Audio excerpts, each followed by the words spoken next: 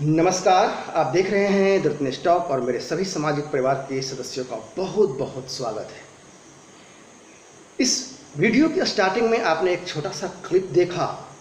वो क्लिप मुजफ्फरपुर नगर में मस्जिद जो ध्वस्त किया गया है योगी सरकार के द्वारा, मस्जिद को तोड़कर जमीनों जब्त कर दी गई है और इसका जो खबर है वेबसाइट में भी आया, न्यूज़ चैनलों पर भी आई और ओवैसी साहब ने अपने ट्विटर अकाउंट पे इस वीडियो को टैग किया है। इससे पहले कि मैं इस पर एक विश्लेषण रखूं, मैं 2-3 एग्जाम्पल रखना चाहूँगा और ये समझाने का कोशिश करूँगा और उसको बाद में कोरिलेट भी करूँगा वीडियो के अंत में कि कैसे ये गंगा यमुना तहजीब में भाईचारा का जो बयार बहाया जा रहा है, गंगा यमुना तहजीब, इसमें चारा कैसे हिंदू बन रहा है। चूंकि हिंदू काफिर था, काफिर है और काफिर ही रहेगा। अभी हाल में ही 19 मई 2021 को बिहार के पूर्णिया जिले में हिंदू बस्ती को मुस्लिमों ने जला डाला। इससे पहले चुनाव परिणाम जो बंगाल का आया विधानसभा का 2 मई 2021 को, उसके बाद बंगाल में हिंदुओं को जलाया गया, काटा गया, मारा गया। लेकिन इस मुद्दे पर ओवैसी और अन्य लेफ्ट लिबरल वामपंथी जो जमात है, जो गैंग है, वह चुप रहा। इससे पहले भी कई सारे ऐसे वाक़या हो चुके हैं, जैसे पालघर का मुद्दा हो, रिंकू शर्मा का लव जिहाद हो, और वैसे भी लव जिहाद से संबंधित काफ़ी सारे एग्जाम्पल हमारे आपके सामने हैं। सराय काले खां में भी हमने देखा दिल्ली में कि किस तरह से आधी रात को हिंदू बस्ती में जाकर कोहराम नरसंहार करने की कोशिश करते हैं, एक बड़ी भीड़ ले जाकर के ये मुस्लिम। एक बात मैं आपको बता दूं कि बिहार में जहां पर मुस्लिमों ने पूर्णिया जिले में जो हिंदू बस्ती जलाई, उस क्षेत्र का एमएलए कोई और नहीं, ओवैसी के पार्टी से ही है। लेकिन उत्तर प्रदेश के मुजफ्फरनगर में जो मस्जिद गिराई गई, इस मुद्दे को लपक करके कानून और संविधान की दुहाई दी जाने लगी। तो इसे भी समझना पड़ेगा कि आखिर ये सेलेक्टिव मुद्दे पर ही क्यों बोलते हैं। कहीं ना कहीं तो इनका जो एजेंडा है वहां पर फिट नहीं बैठता है, तो वो उस मुद्दे पे ये बोलते नहीं हैं। मस्जिद गिराने के दौरान वीडियो बनाई गई और उस वीडियो को टैग करते हुए ओवैसी ट्वीट करते हैं कि प्रॉपर्टी वक्फ बोर्ड की थी, मुजफ्फरनगर में मस्जिद को गलत तरीके से गिराया गया है। साथ में यह भी कहा गया कि पिछले 5 महीने से मस्जिद में नमाज अदा की जा रही थी और कोरोना महामारी में सरकार जो है, योगी सरकार मैनेज नहीं कर पाई अपनी सरकार को, और इस सिचुएशन से सिर्फ ध्यान भटकाने के लिए मस्जिद को गिराया गया है। क्या वाकई में यही बात है?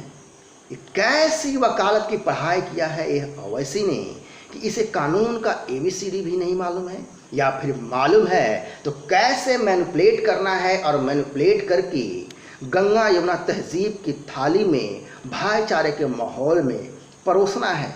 ऐसा बात है क्या? वो मस्जिद क्यों गिरी या गिराई गई, तोड़ी गई, उसका कानूनी पहलू क्या है, इसे समझना जरूरी है कि कौन सी प्रॉपर्टी गिराई जा सकती है और कब गिराई जा सकती है। इससे पहले कि मैं विस्तृत विश्लेषण रखूं, जो सवाल मेरे मन में है और आपके मन में भी अवश्य ही होगा कि क्या रेसिडेंशियल एरिया में मस्जिद बनाई जा सकती है? वक्फ बोर्ड की प्रॉपर्टी पर मस्जिद बनाने से कोई क्या प्रशासन, सरकार, पुलिस रोक सकती है? क्या किसी मस्जिद को तोड़ा जा सकता है, ध्वस्त किया जा सकता है? मुजफ्फरनगर में जिस मस्जिद को गिराया गया वो वक्फ बोर्ड की प्रॉपर्टी थी, तो फिर वक्फ बोर्ड के प्रॉपर्टी पर जो मस्जिद बनी थी उसको ध्वस्त कर क्यों किया गया? क्या सरकार, प्रशासन किसी मस्जिद को ध्वस्त करने का, गिराने का कानूनी अधिकार रखती है? इन सभी का सवाल का जवाब मैं आपको इसी विश्लेषण में दूंगा। एक जनरल लॉ है, use of land will be decided by state government. जो लॉ एंड ऑर्डर है या लॉ ऑफ लैंड है, ये दोनों राज्य सरकार का विषय है। राज्य सूची में ऐसा प्रावधान है, कोई प्रॉपर्टी म्युनिसिपैलिटी के पास रहेगी, डेवलपमेंट अथॉरिटी के पास रहेगी, नगर पंचायत के पास रहेगा। कानून बना करके यह तय राज्य सरकार कर सकती है, राज्य सरकार ही तय करती है। राज्य सरकार लॉ बनाते समय commercial land, residential land, sports land, NGO land, school land, या आजकल जो है मेट्रोपॉलिटन सिटी में सॉफ्टवेयर पार्क भी बनाए जाते हैं, तो ऐसे लैंड का निर्धारण राज्य सरकार के द्वारा होता है। अब सवाल ये है कि रेसिडेंशियल एरिया में मस्जिद बनाई जा सकती है क्या? यदि वक्फ बोर्ड के नाम पर है तो भी। प्रॉपर्टी रेसिडेंशियल एरिया में है तो क्या तब भी मस्जिद बनाई जा सकती है? ऐसी मस्जिद जिसमें नमाजें की जा रही थी, बड़े बड़े लाउड स्पीकर लगाए गए थे, उस मस्जिद को क्यों गिराया गया? आखिर जरूरत क्यों आन पड़ी योगी सरकार को? मुजफ्फरनगर के प्रशासन ने, पुलिस ने साफ इनकार किया कि किसी भी तरह का बल प्रयोग किया गया है मस्जिद को गिराते समय, मस्जिद को ध्वस्त करते समय। आप गौर करें कि जो बात ध्यान देने वाली है कि प्रशासन ने स्वीकार किया कि प्रॉपर्टी वक्फ बोर्ड के नाम पर है, तो प्रश्न उठता है कि फिर गिराई क्यों गई? सवाल ये है कि यदि वक्फ बोर्ड की प्रॉपर्टी है तो क्या उस जमीन पर वो कुछ भी कर सकते हैं? ऐसा है क्या? वक्फ बोर्ड मस्जिद बनाएगी, कारखाने खोलेगी या कुछ और कार्य करेगी या मस्जिद बनाएगी, क्या ऐसा कर सकती है? नहीं, बिल्कुल नहीं। कानून के नज़र में वक्फ बोर्ड भी एक लीगल एंटिटी है, लीगल पर्सन है, ठीक हमारी और आपकी तरह जो कानून का पालन करना पड़ता है। प्रॉपर्टी है तो भी रेसिडेंशियल एरिया में मस्जिद नहीं बनाई जा सकती है। इसके लिए प्रशासन से अनुमति लेने की आवश्यकता है कानूनन। खास तौर पर यदि मुस्लिम एरिया है तो प्रशासन वहाँ पर इजाज़त साधारणतः दे दिया करती है और देती भी है।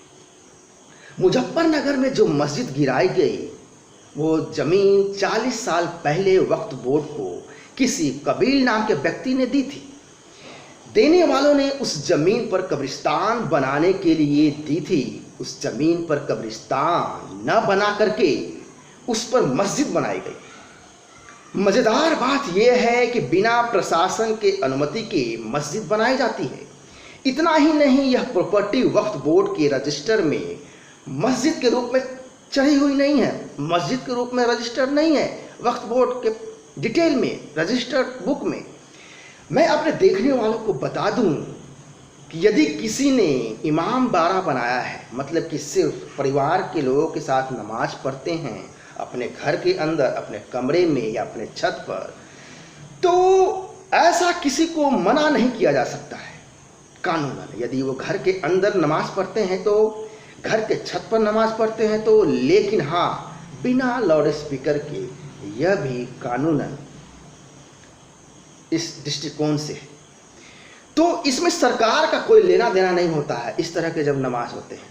लेकिन जब पब्लिक पर्पस से इस्तेमाल किया जाता है तो ऐसी स्थिति में प्रशासन से अनुमति के बाद ही कंस्ट्रक्शन किए जा सकते हैं। चूँकि मुजफ्फरपुर नगर में जो मस्जिद गिराए गए, इसको बनाने की अनुमति प्रशासन की ओर से नहीं ली गई थी, तो कानूनन मस्जिद को ध्वस्त किया गया, जो कि कानूनी दृष्टि से यह सही है, चाहे वो प्रॉपर्टी वक्फ बोर्ड की ही क्यों न थी, और वाकई में है भी। लेकिन वो ज़मीन बेचने वालों ने मस्जिद बनाने के लिए नहीं, वो कब्रिस्तान बनाने के लिए दी थी, तो यह वो ज़मीन लीगली वक्फ बोर्ड के होते हुए भी यह अनऑथोराइज्ड है। जबकि मैं अपने देखने वालों को एक बात और बता दूं कि जो बाराबंकी में गिराई गई थी वह इलीगल थी, चूँकि वह ज़मीन ही वक्फ बोर्ड की नहीं थी। तो यह है पूरा मामला मुजफ्फरपुर नगर के मस्जिद के संदर्भ में कि मस्जिद क्यों गिराई गई। जो कि इसकी जानकारी ओवैसी जो कि वकालत की पढ़ाई की है उसे देना चाहिए था, लेकिन अपने जिहादी एजेंडे के तहत किस तरह से आम लोगों को भड़काया, कट्टरपंथियों को भड़काया, यह हमें समझना पड़ेगा। मस्जिद वाले मुद्दे पर तो बोल लेते हैं, लेकिन पालघर के मुद्दे पे सराय काले खां में आधी रात को मुस्लिमों की भीड़ आती है, उस पर नहीं बोलेंगे। रिंकू शर्मा की हत्या कर दी जाती है, उस पर नहीं बोलेंगे। बिहार के पूर्णिया जिला में जिस तरह से हिंदू दलित बस्ती को जलाई जाती है, उस पर नहीं बोलेंगे। बंगाल में जिस तरह से हिंदुओं का नरसंहार होता है, उस पर नहीं बोलेंगे। केरल में जिस तरह से हिंदुओं का नरसंहार होता है, उस पर नहीं बोलेंगे, क्योंकि ऐसा करने से इनका जिहादी एजेंडा इनका फिट नहीं बैठता है। तो यह हमें समझना पड़ेगा कि ओवैसी और अन्य लेफ्ट लिबरल वामपंथी मीडिया हमारे और आपके सामने गंगा यमुना तहजीब और भाईचारे के नाम पर क्या परोसते हैं। तो ये था पूरा विश्लेषण। आशा करता हूँ यह विश्लेषण आपको अच्छा लगा होगा। आप इस वीडियो को लाइक शेयर एंड सब्सक्राइब भी करें, ताकि आपको नए वीडियो का नोटिफिकेशन मिलता रहे। मैं फिर मिलूंगा नेक्स्ट वीडियो में किसी दूसरे मुद्दे के साथ। तब तक के लिए नमस्कार।